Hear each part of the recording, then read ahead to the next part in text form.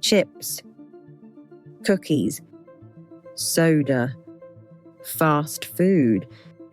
We know they're bad for us, and yet we keep going back for more.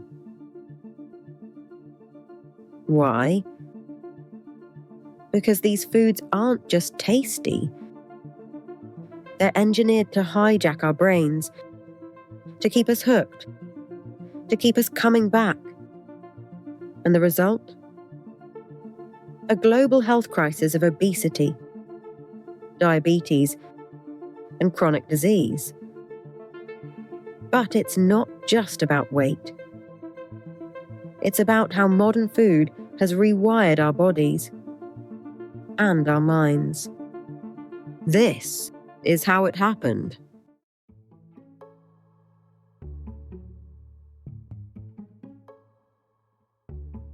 Food should nourish us. But processed food? That's something else entirely. These are products designed to light up the reward center in our brains. Sugar, salt, fat. 3 ingredients combined in precise amounts to trigger cravings. Scientists working for big food companies call this the bliss point. Not too sweet, not too salty, not too fatty. Just enough to keep us reaching for another bite, and then another, and another.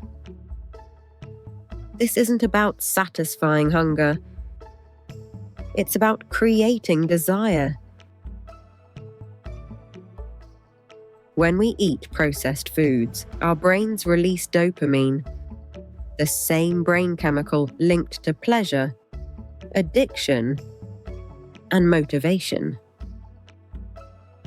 That's why eating chips feels good, at least at first. But the more we eat, the more our brains expect that reward. Over time, it can take more and more of these foods to get the same feeling. This isn't a lack of willpower. It's how the brain is wired to respond.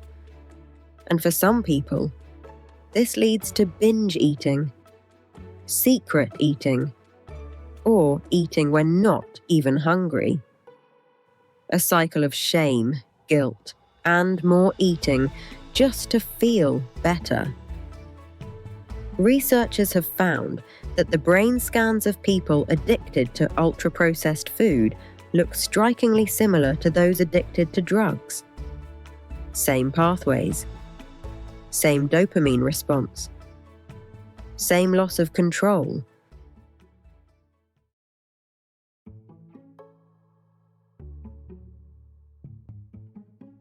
None of this is an accident.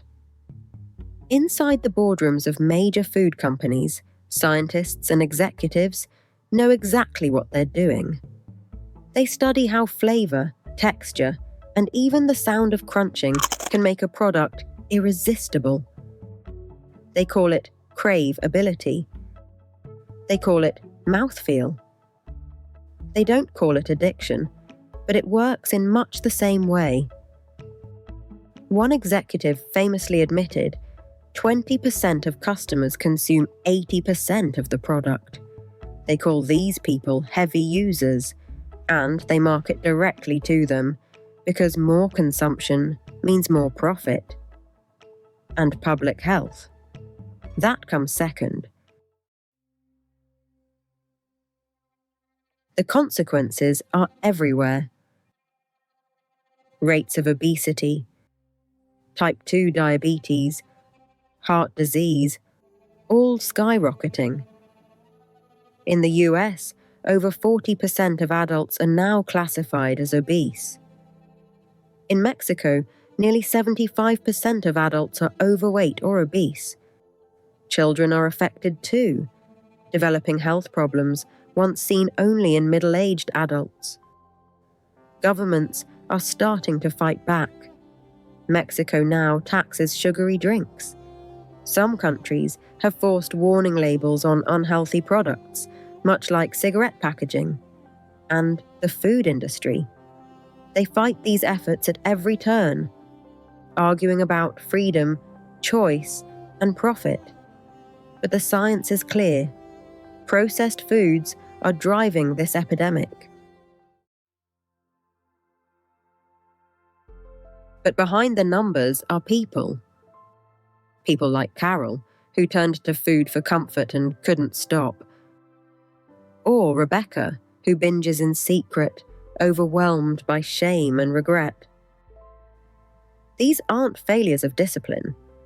These are the predictable outcomes of a system designed to exploit biology. For many, it's a cycle. Stress leads to cravings. Cravings lead to overeating. Overeating leads to shame. Shame leads to more eating. And all the while, companies profit.